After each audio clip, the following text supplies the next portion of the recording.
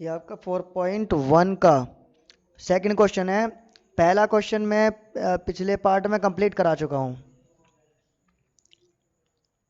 इसमें क्या है, निम्न स्थितियों को जो भी नीचे कंडीशंस हैं उनको द्विघात समीकरण के रूप में निरूपित करना है, व्यक्त करना है, बदलना है। अब ये पहला क्वेश्चन, एक आयताकार भूखंड। अच्छा, जब भी हमें कोई कम वाला पार्ट मिले तो उसको मानना है, जो कम वाला पार्ट। क्योंकि अगर ए और बी दो व्यक्ति हैं, अब अगर ए के पास 15 रुपए ज़्यादा हैं और बी के पास कम, तो अगर हमने इसको 30 मान लिया तो इसके पास कितने हुए, 15। और अगर इसको हमने माना कि 45 रुपए इसके पास हैं, इसके पास होंगे 30 रुपए। ये 45 में से इस 15 को माइनस करना पड़ेगा। और अगर हमने इसको माना छोटे वाले को तो माइनस करने से बच जाएंगे। ये 30 माना तो 30 में 15 प्लस करके इसमें पता चल जाएगा कि इसके पास जो है 45 रुपए हैं। तो हमें प्लस के साथ वर्क करना आसान होता है। प्लस वाली कंडीशन लाने के लिए जो कम वाला पार्ट होगा उसको मानना पड़ेगा।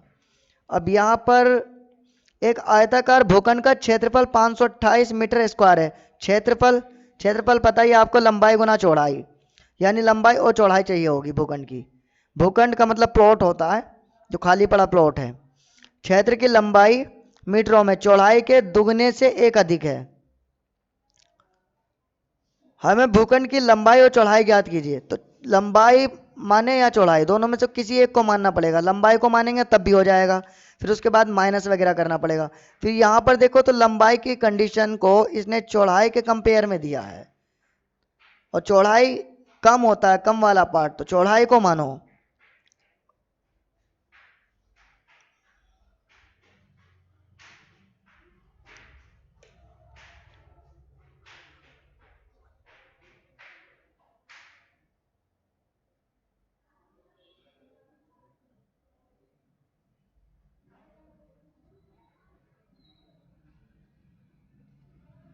माना भूखंड की चौड़ाई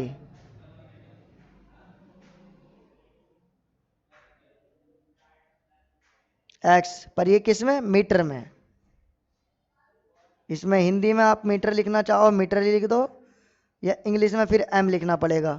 पर x m थोड़े दोनों वेरिएबल हो जाएंगे, तो इसलिए हिंदी में लिखो आप मीटर। अब यहाँ इसलिए जब भूखंड की चौड़ाई x है तो लंबाई कितनी होगी,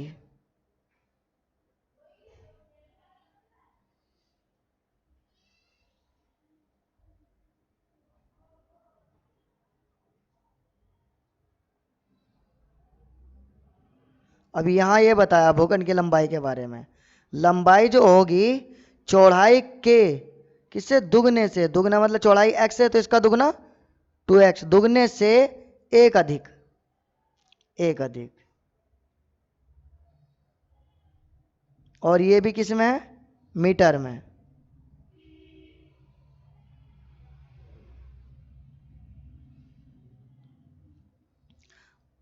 अब ये जो क्षेत्रफल है 528 है, भूखंड, आयताकार भूखंड का क्षेत्रफल।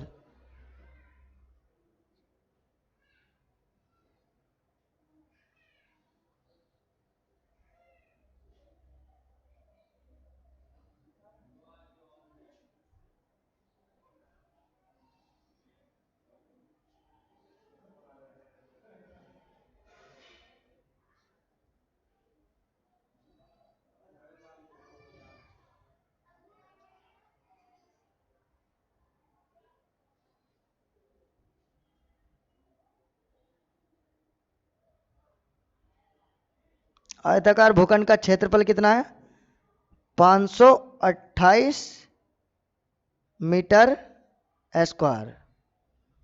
ये अब यहाँ भी मीटर ही रख लो, एम रख लो, जिससे कि एम यहाँ पर ये दे रखा है, इस एम से पहचान हो जाएगी कि एम मीटर में है। थोड़ा सा ये है कि ये स्पेस देना यहाँ पर एक्स और एम के बीच में, यहाँ भी एम।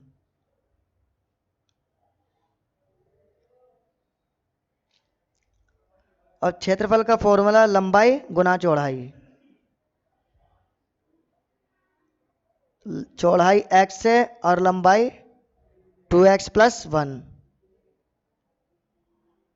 528। x की मल्टीप्लाई 2x के साथ भी होगी, 2x स्क्वायर, और x के साथ भी।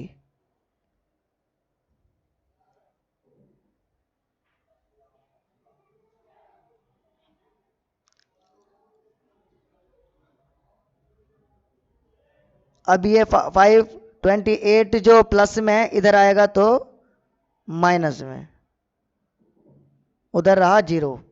ये क्वाड्रेटिक इक्वेशन में है क्योंकि दो घात है इस पर, और हमें सिर्फ इतना ही करना था, द्विघातीय समीकरण के रूप में इसे बदलना था।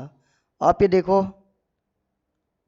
यहाँ पर ये लिखा है समीकरण के द्विघात समीकरण के रूप में बदलो।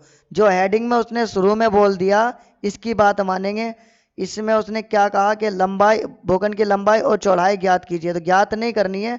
ज्ञात करने के लिए हमें क्या समीकरण चाहिए, वो समीकरण बना करके दिखाना है। मतलब उसने कहा कि द्विघात समीकरण के रूप में निरूपित कीजिए, यहां पर उसने कह दिया। और यहां कह रहा कि लंबाई और चौड़ाई ज्ञात करनी है। अगर लंबाई चौड़ाई ज्ञात करनी है तो द्विघात समीकरण को निरूपित करो, ये बात कहना चाह रहा है। तो लंबाई चौड़ाई ज्ञात करने के लिए नहीं कहा कि ज्ञात करो, हमें उसने कहा हमें हमें भूखंड की लंबाई चौड़ाई ज्ञात करनी है। उसने ये नहीं कहा कि आप भूखंड की लंबाई चौड़ाई ज्ञात करो, करनी है नहीं कहता, वरना ये कहता करो। और ये हमें नहीं कहता, ये कहता करो, आप करो भूखंड। और ये यहां से खत्म कर देता, भूखंड की लंबाई चौड़ाई ज्ञात करो या कीजिए, इस तरह से कहता। लेकिन उसने कहा करनी है, हमें करनी है। जब हमें लंबाई चौड़ाई ज्ञात करनी है तो ये बताओ कि उसके लिए कौन सा द्विघात समीकरण होगा, क्या द्विघात समीकरण निकल के आएगा। तो द्विघात समीकरण बना करके हमें दिखाना है। हिंदी को या इंग्लिश को, इंग्लिश वाले स्टूडेंट इंग्लिश को पढ़कर समझना सीखें, और हिंदी को हिंदी वाले स्टूडेंट हिंदी को पढ़कर समझना सीखें। उन्हें ठीक से शब्दों का ज्ञान होना चाहिए, और उनको कॉमा कहाँ लगना चाहिए, कहाँ नहीं, कहाँ रुकना चाहिए, ये सारी जानकारी होनी चाहिए। अब इसको चेक कर लेते हैं। 2x square plus x minus 520, 528 ये है। यहाँ पर 2x स्क्वायर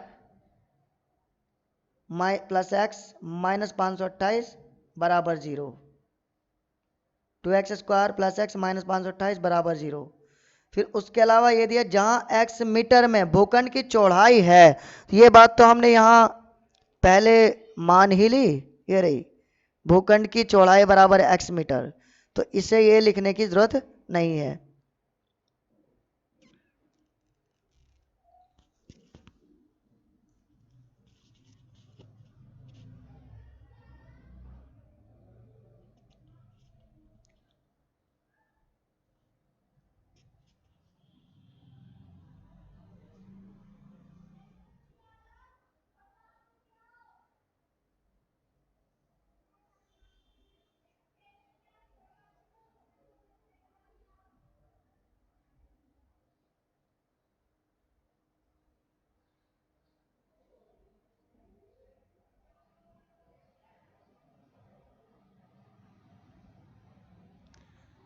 अब इस क्वेश्चन में देखो, इसने कहा है दो क्रमागत, क्रमागत का मतलब एक के बाद एक, जैसे एक के बाद आता है दो, दो के बाद आता है तीन, तो ये क्रमागत है, ये क्रमागत गिनतियां हैं। इस तरह से हम ये भी कह सकते हैं माइनस, जैसे एक नंबर लाइन है, नंबर लाइन पर ये वाले -1 -2 ये सारे क्रमागत हैं, -3 इस तरह से, -1 0 क्रमागत, 0 के बाद 1 ये क्रमागत हैं। क्रमागत का मतलब आगे पीछे वाले ये।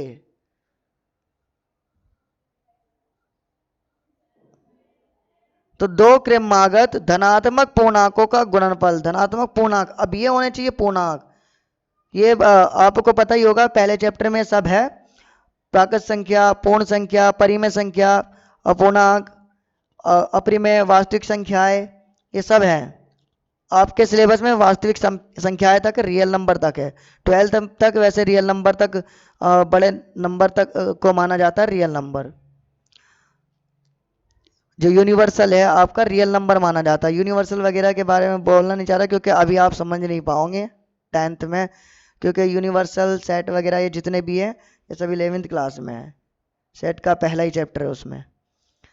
तो अभी फिलहाल पूर्णांक मतलब यही होते हैं गिनतियाँ जो आपने पहले चैप्टर में पढ़ी है, और नंबर लाइन पर दर्शाने वाले सभी नंबर 1 2 3 0 एंड माइनस वाले, और नेगेटिव, न्यूट्रल एंड पॉजिटिव। तो क्रमागत हमें धनात्मक पूर्णांक का गुणनफल 306 है। गुणनफल तो ठीक है, हमें पूर्णांक ज्ञात करने हैं। अब इसने कहा हमें पूर्णांक ज्ञात करने हैं, जब पूर्णांक ज्ञात करने हैं तो द्विघात समीकरण बनाकर दिखाओ जिससे हम पूर्णांक ज्ञात कर पाए। इसका कहने का मतलब ये है। अब ये देखो,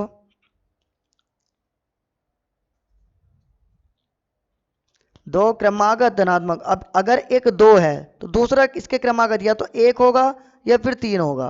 तो हम या तो इसमें दो दो अगर हमने माना तो या तो हम इसमें -1 कर सकते हैं, या फिर इसमें हम दो में +1 करके ला सकते हैं। भाई अगर हमने दो में -1 करके लाए तो एक आएगा, ये भी क्रमागत है दोनों।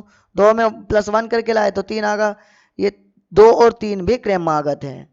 तो क्रमागत के लिए हम या तो माइनस कर सकते हैं या प्लस, यानी कि अगर हम एक को x माने तो दूसरा x-1 भी हो सकता है, x+1 भी। माइनस के साथ वर्क करना ठीक नहीं है। और फिर उसके अलावा एक बात देखो, यहाँ पर इसने धनात्मक भी दिया है, माइनस के साथ वर्क हो भी जाता, लेकिन यहाँ धनात्मक होने की वजह से वर्क नहीं हो पाएगा। क्यों? क्योंकि माइनस का होगा ही नहीं। अगर हम पूर्णांक की बात करें तो 1 भी पूर्णांक है, और 1 में अगर हम x एक माने और एक x-1 मान लेते हैं, x की जगह हमने एक, क्योंकि हम कुछ भी रख सकते हैं पूर्णांक में से, और x की जगह एक रख दिया, x की जगह यहाँ एक रखा, और 1 से 1 गया 0, ठीक। ये 0 है, कोई बात नहीं, यहाँ तक ठीक है। लेकिन अगर x की जगह मैं 0 रख दूं, क्योंकि पूर्णांक में तो 0 भी आता है ना,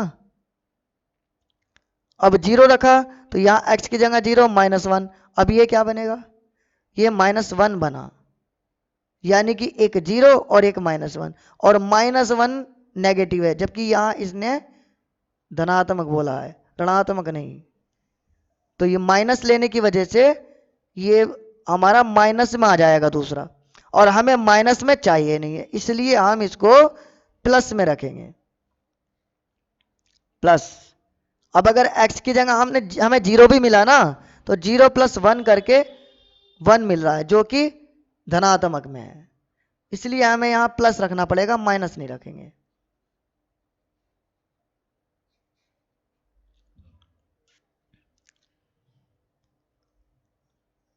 माना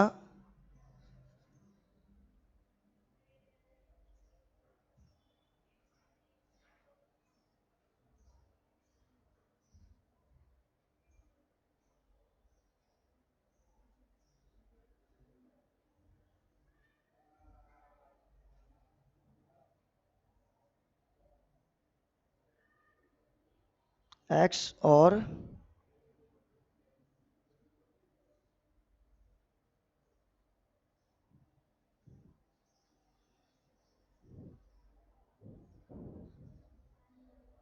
x+1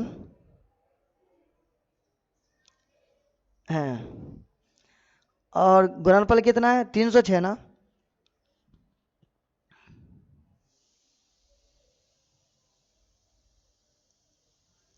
दिया है, ये दिया है। जब x और x+1 दो धनात्मक पूर्णांक हैं, तो और इनका गुणनफल, जो दो धनात्मक पूर्णांक का जो गुणनफल इसने दिया है वो कितना दिया है, 306। x की मल्टीप्लाई कराएंगे x में x², फिर उसके बाद x की 1 में मल्टीप्लाई, ये बना x, 306 प्लस में इधर आएगा तो 306 माइनस में बराबर 0। यही हमारा क्वाड्रेटिक इक्वेशन है, द्विघात समीकरण। X square plus x minus 306।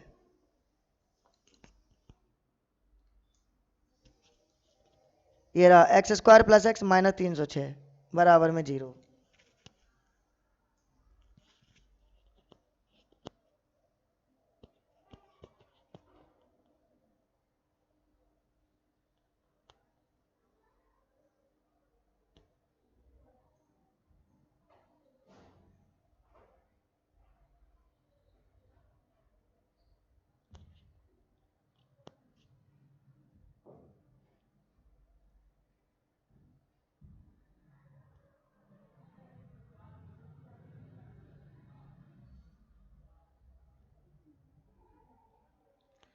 यहाँ क्या है, रोहन है और रोहन की माँ है। अब माँ और बेटे में जो छोटा होता है मतलब रोहन यानी कि बेटा छोटा होता है, तो बेटे की उम्र को ही मानना चाहिए। अब रोहन की जो माँ है वो 26 वर्ष बड़ी है, उनकी आयु जो वर्षों में है का जो गुणनफल है अब से 3 वर्ष पश्चात, 3 वर्ष पश्चात, ये तो 3 वर्ष की बात कर रहा है। पश्चात मतलब बाद में होता, पश्चात मतलब बाद में, पूर्व मतलब पहले। अब बाद का मतलब अगर आप हो, आपकी उम्र इस वक्त 16 साल है, तो 3 साल बाद का मतलब ये हुआ कि 3 साल उसमें जुड़ जाएंगे। पश्चात का मतलब बाद में होता है, तो 3 साल बाद की बात कर रहा है, तो 3 साल उसमें जुड़ जाएंगे। 360 गुणनफल हो जाता है। हमें रोहन की वर्तमान, अब यहाँ कहा भी कि रोहन की वर्तमान आयु ज्ञात करनी है, तो क्यों ना हम रोहन की वर्तमान आयु को ही मान लें। अब हमें मतलब उनको रोहन की वर्तमान आयु ज्ञात करनी है, हमारा काम नहीं है रोहन की वर्तमान आयु ज्ञात करने का। हमारा काम सिर्फ उन्हें द्विघात समीकरण बना करके पकड़ाने का है।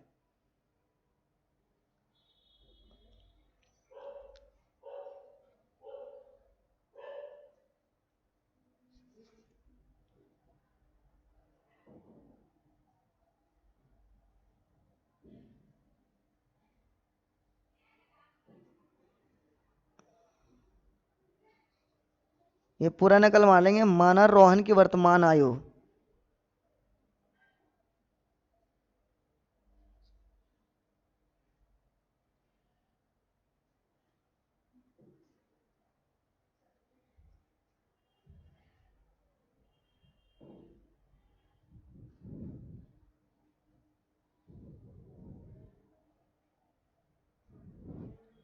कितनी है, एक्स वर्षों में है ना, वर्ष,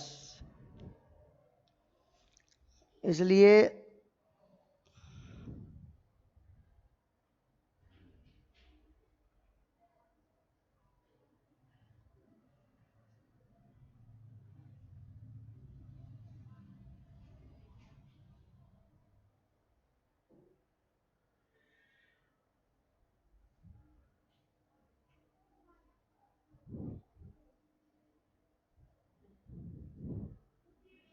कितनी हो जाएगी, 26 साल ज़्यादा है, तो इसमें 26 वर्ष जुड़ जाएंगे।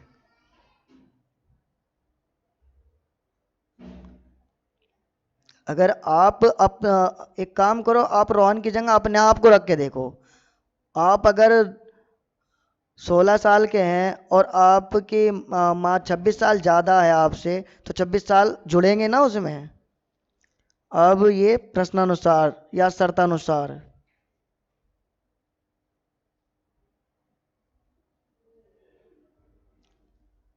और ये मैं पूरी एक्सरसाइज 4.1 अपनी फेसबुक पे डाल दूंगा, वहाँ से अपलोड करना, डाउनलोड करना आपके लिए इजी होगा और मेरे लिए अपलोड करना इजी होगा।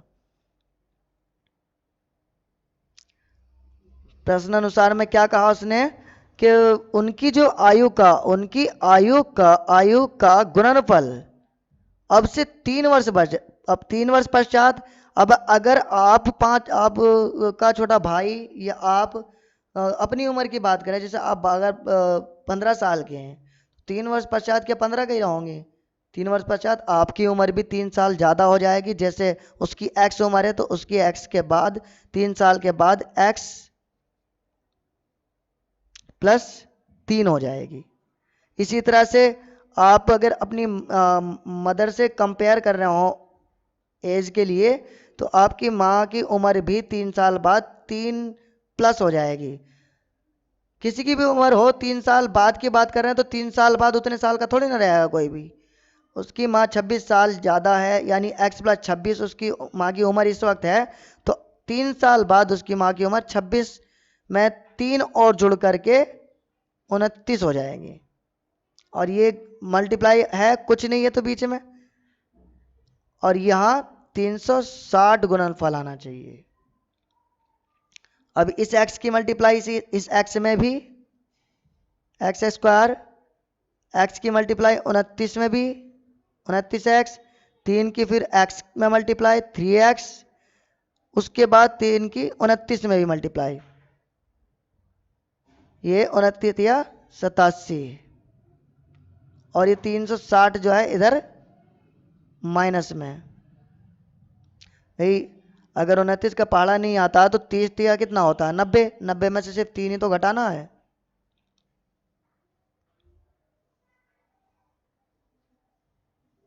और अगर नहीं आता तो 3 की गुना कर लो, 3 नम 3 9 जा 27, फिर 2 हमारा ऐड होने के लिए बच गया, 3 2 जा 6, 6 एंड 2 8, यहाँ 3 नम 27 का 7, 2 बचा, 3 दूनी 6, 6 और 2 8, एक्स स्क्वायर 29 और 3 दोनों ही प्लस में है, इसलिए यहाँ हो जाएगा 29 और 3 32,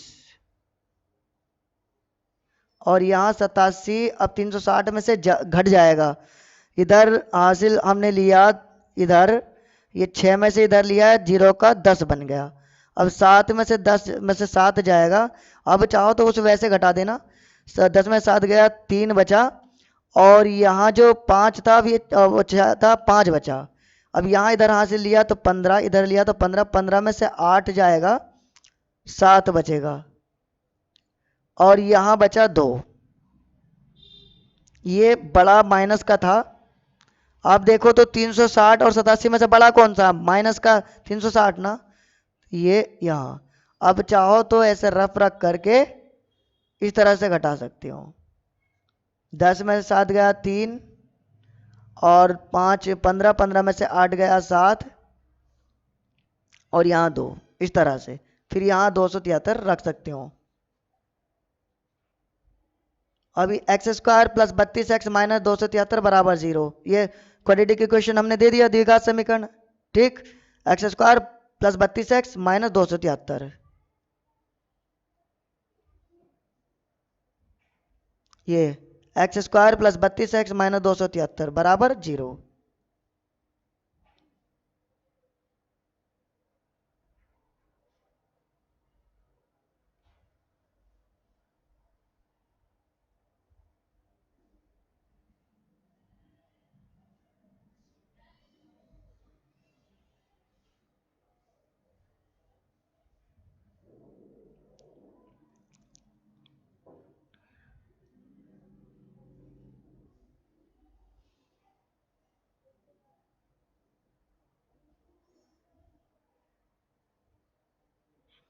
अब ये दूरी, चाल और समय का क्वेश्चन है।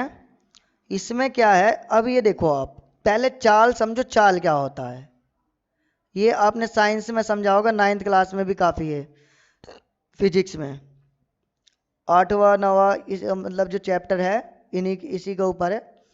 अब ये चाल क्या होता है, जैसे 40 किलोमीटर प्रति घंटा, इसे कहते हैं चाल। मतलब ये हुआ कि 1 घंटे में 40 किलोमीटर चली जाती गाड़ी हो, कोई रेलगाड़ी हो या कोई भी हो, जाना 1 घंटे में 40 किलोमीटर चले जाना। अब अगर 80 किलोमीटर की हम बात करें, जब 1 घंटे में 40 किलोमीटर जा रहे हैं तो 80 किलोमीटर कितने घंटे में जाएंगे, 40 किलोमीटर 1 घंटा, 40 किलोमीटर और 1 घंटा, 2 घंटे हो गए ना। अब ये 2 घंटे आएगा कैसे, 40 से भाग करके 2 घंटे आ रहा है। इसका मतलब ये हुआ कि चाल के लिए हमें दूरी जो है और चाल की भाग करनी पड़ेगी समय के लिए। ये समय निकल गया ना 2 घंटे, ये चीज है। समय के लिए दूरी बटे चाल रखना पड़ेगा, दूरी बटे चाल। अगर हम दूरी की बात करें तो अब चाल क्या है 40, अब समय कितना हो जाए, जब 1 घंटे में 40 किलोमीटर जा रहा है, 1 घंटे में कितने जा रहे हैं हम, 1 घंटे में 40 किलोमीटर। अब अगर हम 2 घंटे या 3 घंटे की बात करें, 3 घंटे, 1 घंटे में 40, अगले घंटे में फिर से 40, 40 40 80, और अगले तीसरे घंटे में फिर से 40, 120। तो 40 की 3 से डायरेक्ट मल्टीप्लाई करा दें तब भी तो 120 आएगा। यानी चाल गुना समय, ये क्या बना, दूरी। तो दूरी का फॉर्मूला क्या हुआ, दूरी का फॉर्मूला ये है, चाल गुना समय बराबर दूरी। और ये जो डेरिवेशन है छोटी सी, मतलब ज़्यादा बड़ी तो नहीं थी, मैंने बता दिया आपको। और बाकी जो भी है इसकी बहुत अच्छी डेरिवेशंस वगैरह भी होती हैं, और भी इसके ऊपर क्वेश्चन होते हैं। 9th क्लास से मैं कराता हूँ, तो उसमें मैं सभी बता देता हूँ। मैं जब ये अपलोड करूँगा वीडियो, तो आप 9th क्लास की मैंने अभी वीडियो अपलोड नहीं करी है, मैं करूँगा, और आप उसमें देख लेना, आपको पूरी तरह से चाल दूरी समय का सब क्लियर हो जाएगा। तो हमने ये देखा कि जो दूरी का फॉर्मूला, जो समय का फॉर्मूला है, दूरी बटा चाल से है समय का फॉर्मूला। अब यहाँ देखो, एक रेलगाड़ी 480 किलोमीटर की दूरी समान चाल से तय करती है, और हमें रेलगाड़ी की चाल ज्ञात करनी है। लास्ट में देखो, अभी फिलहाल जो पूछ रहा है ना, वो मान ले रहे हैं हम, माना जो भी है नकल मार लेते हैं रेलगाड़ी की चाल।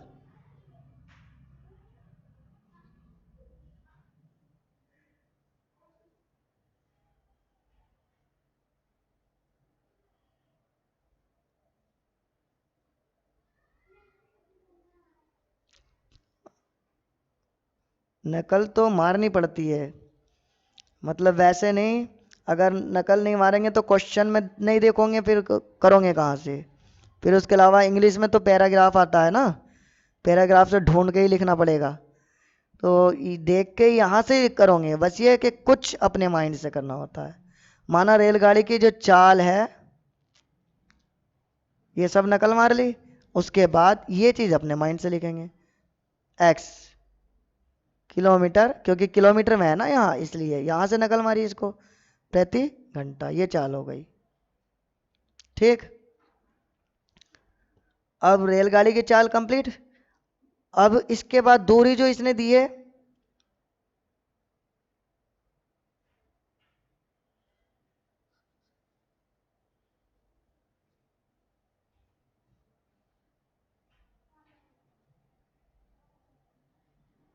दूरी दी है 480 किलोमीटर। अब ये आगे बढ़ते हैं, यदि इसकी चाल 8 किलोमीटर, अब ये देखो, जब दूरी 480 है, दूरी 480 है, और चाल कितनी है, एक्स। अब मैंने क्या कहा था, समय के लिए फॉर्मूला होता है दूरी बटे में चाल, 480 बटे में एक्स, दूरी बटा चाल। ये हमारा समय हो गया। ये इतने समय में हम 480 किलोमीटर की दूरी तय कर पाएंगे, ये रेलगाड़ी तय कर पाएगी। अब 8 किलोमीटर, यदि इसकी चाल 8 किलोमीटर कम होती मतलब, अगर चाल स्पीड हम कम कर देंगे, भाई बाइक की भी स्पीड कम कर दी, या हम अपने चलने की स्पीड कम कर दी, तो हमें समय ज़्यादा लगेगा ना फिर वहाँ पहुँचने में। तो इसीलिए क्या कह रहा है, वह उसी दूरी को तय करने में 3 घंटे अधिक लेती है। तो इसका मतलब समय ज़्यादा ले, अब समय ज़्यादा लग रहा है, माना 15 घंटे लग रहा है, जबकि 10 घंटे लगा करते थे। तो इस 15 में से 10 को घटाएंगे तभी तो पता चलेगा 5 घंटे आ रहे हैं हमारे, 5 घंटे फालतू लगे हैं, 5 घंटे अधिक लगे हैं। तो हमें ज़्यादा समय में से कम समय घटाना पड़ेगा, और ज़्यादा समय कौन सा होगा, जब हमने चाल को कम कर दिया। और चाल को कम करा हमने, चाल थी एक्स, कम कर दी 8, एक्स माइनस 8। ये दूरी और ये चाल, दूरी बटा चाल लगा करके समय हो गया। और ये समय जो अधिक वाला समय, इस समय से कम वाले समय को घटाना पड़ेगा, तभी हमारा 3 घंटे बचेगा, बच जाएगा ना 3 घंटे। जैसे अभी 15 घंटे अगर लग रहे हैं, और उसमें 10 घंटे लगा करते थे, तो 5 घंटे बचे, तो 5 की जगह ये 3 है। ये है तरीका। और इसीलिए हम इससे हम पहले लिखेंगे प्रश्नानुसार।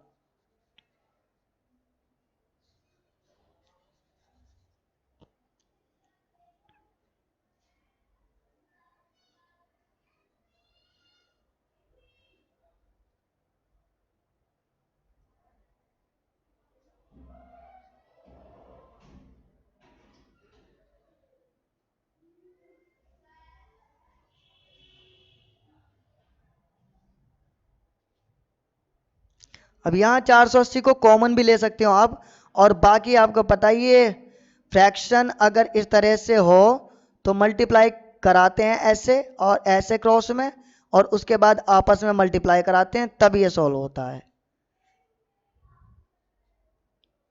तो पहले मैं यहाँ पर कलर से आपको बताता हूँ, अच्छा समझ में आएगा ना। इस 480 की इस क्रॉस में मल्टीप्लाई होगी x के साथ, मिलेगा क्या हमें 480 x, फिर उसके बाद माइनस ऐसे ही रहेगा। अब याद रखना ऐसे ही क्रॉस में मल्टीप्लाई करना, पहले इसी की होती है फिर इसके बाद इसकी मल्टीप्लाई इस वाले की इस 480 से मल्टीप्लाई होगी।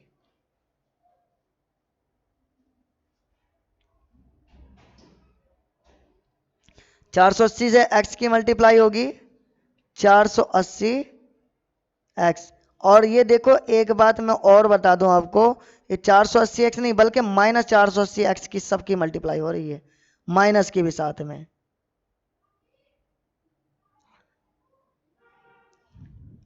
माइनस 480 x की मल्टीप्लाई होगी माइनस 480 x, माइनस की माइनस से मल्टीप्लाई होगी प्लस 8 की मल्टीप्लाई होगी ये 80, और मतलब 0, 8 8 64 का 4, 6 बचा, 8 चौक 32, 32 और 6 38।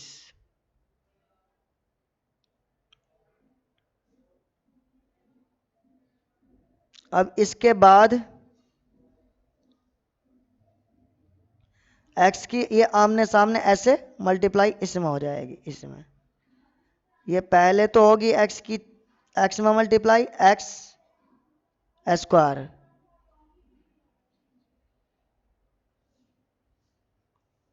फिर उसके बाद x की मल्टीप्लाई होगी इस माइनस 8 में, माइनस 8x, इसके बाद बराबर 3 ऐसे ही बना रहेगा। अब ये 480x इस 480x से कट गया, 3840 बटे में एक्स स्क्वायर माइनस 8x बराबर 3 और बटे में 1 रख सकते हैं ना नीचे 1। अब ऐसे क्रॉस में मल्टीप्लाई, सबसे पहले इसकी मल्टीप्लाई इससे होगी, क्योंकि x वाले पार्ट को हमें राइट हैंड पर लेना है ना, लेफ्ट हैंड पर। तो यहां 3 एक्स स्क्वायर माइनस 8 x,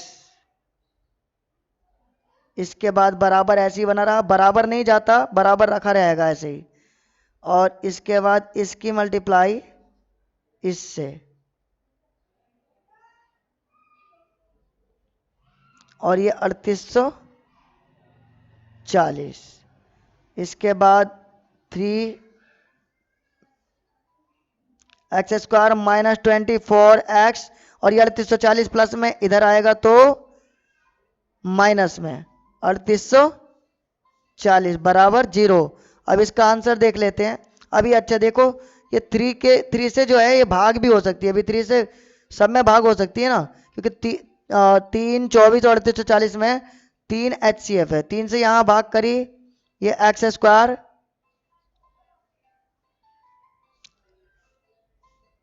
यहाँ 3 अट्ठे 24 8 x, और यहाँ 3 ही कम 3 3 दूनी 6, 8 में 6 का 2, 3 अट्ठे 24 और 0 यहाँ ये।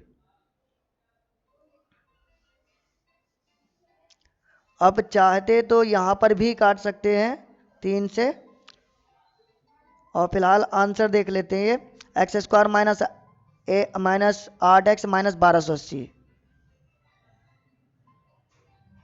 एक्स स्क्वायर, ये देखो ये जो है ना, ये u जो है आपके पास, इसने u लिया हमने x लिया, इससे कोई फर्क नहीं पड़ता। X square minus 8x minus 1280 बराबर 0। एक्स स्क्वायर u की जगह मैंने x में कन्वर्ट कर दिया, x square minus 8x minus 1280 बराबर 0, x square minus 8x minus 1280 बराबर 0। तो यू की कोई जरूरी नहीं है, क्योंकि इसने यू किलोमीटर प्रति घंटा ट्रेन की चाल को रखा है। कुछ भी रख सकते हैं ना, ये तो मानना है, इसको इससे कोई फर्क पड़ता नहीं है। हमने एक्स माना, वहां पर क्वेश्चन में यू माना गया, कोई फर्क नहीं पड़ता इससे, मानने को आप टी भी मान सकते हो। ठीक, तो क्लियर। अब 4.2 स्टार्ट करेंगे, 4.1 कंप्लीट हो गया। Thanks for watching.